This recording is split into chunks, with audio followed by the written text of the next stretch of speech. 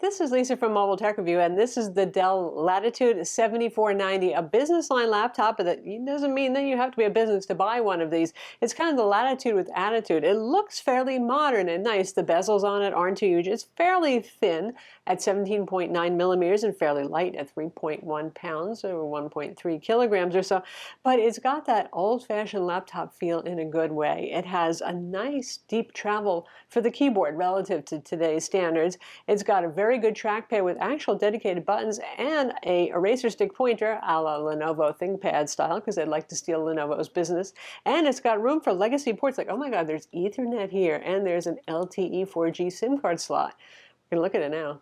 So this laptop basically competes with the Lenovo ThinkPad T-Series, a little bit with the Carbon, but it's not going for that razor-thin kind of look.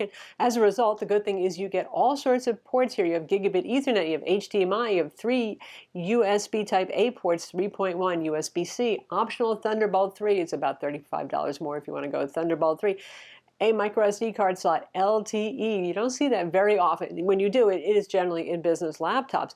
And the thing is not really a chunky monkey besides. It's certainly built like a tank. Now, you know, the XPS consumer line is also very sturdy, honestly. I mean, rigid materials here. It's got a magnesium alloy casing. There's an optional carbon fiber lid. That one is hinged to a 1080p display option that has touch.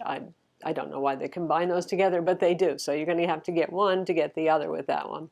It's passed about 15 mil STD A10G tests for durability. So shock, vibration, heat up to 140 degrees Fahrenheit, more heat than you and I can probably ever tolerate. High humidity, dust, you get the idea there. So it's certainly appealing to businesses who want to send their force out into the field and not worry about the laptops. That's the point behind that.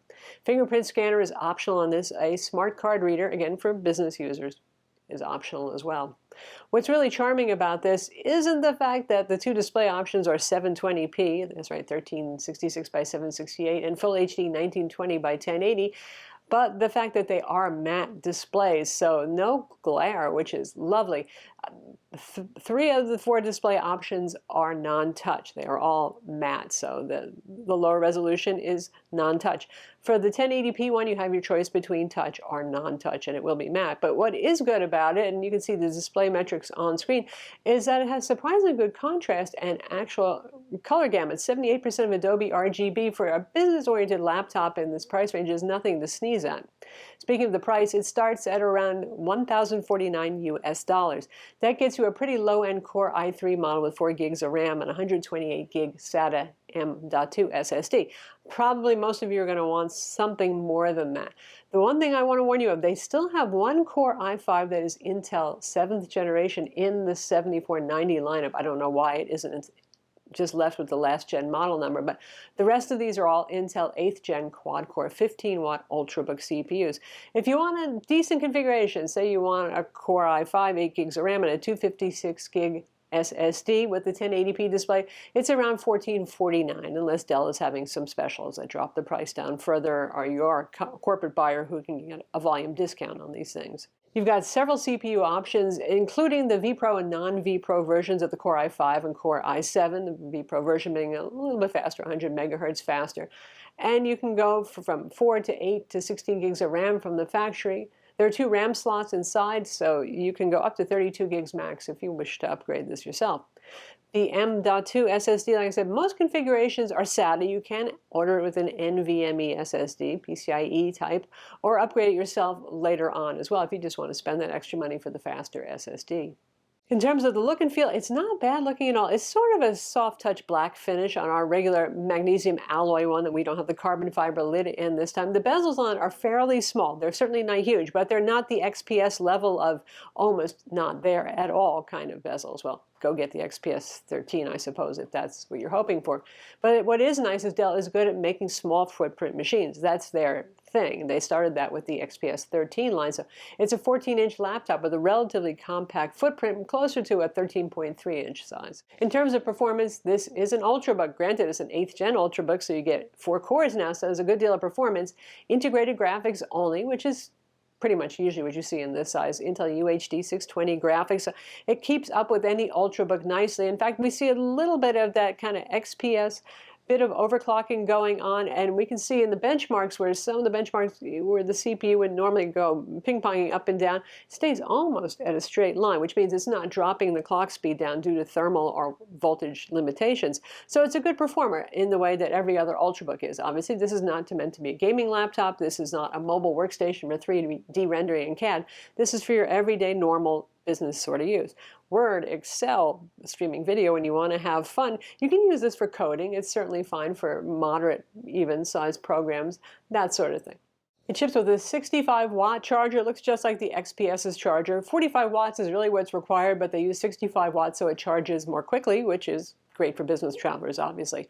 Most configurations have a 60 watt-hour battery, except for that base Core i3, which has a 42 watt-hour battery, according to Dell's website.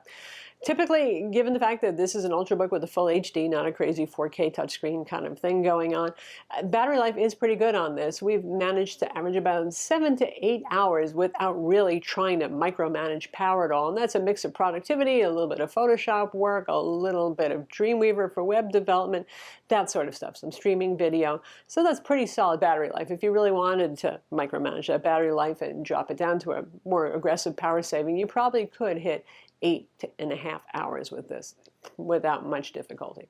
Taking off the bottom cover is really easy. Just unscrew the Phillips head screws. These are captive screws, which means they will stay in the lid, so you don't have to worry about losing them. Give it a pry from the back. Nice metal right there. And there we have our big 60 watt-hour battery. Here is our M.2 SSD, should you wish to replace it or upgrade it. Here are the speakers, surprisingly pretty loud and pretty full. This is sort of like Lenovo's business laptops, where they often sound better than so-called multimedia consumer laptops. 2 RAM slots here. We have 8 gigs of RAM, so it's single channel at the moment, 1 RAM module in here. You could add another one, go up to 16 yourself pretty easily, or again, if you want to go up to 32, you could using 2 16s.